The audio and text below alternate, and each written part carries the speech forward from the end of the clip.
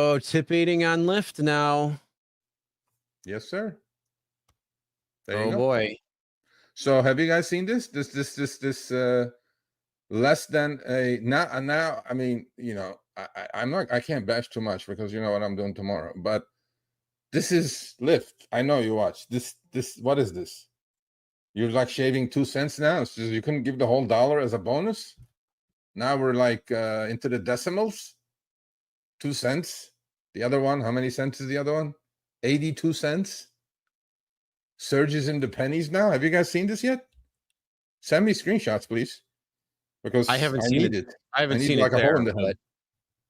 Yeah, so the one on the right, actually, Pablo, who works with me quite a bit on certain things, one of his buddies had an $18 with a $5 pre-tipped scheduled trip going to LAX. Guess what?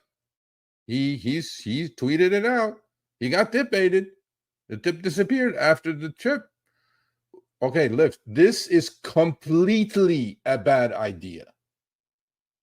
Unless you guarantee that once the rider puts the tip in, they cannot mess with it whatsoever, then I'm fine with it, pre-tipping.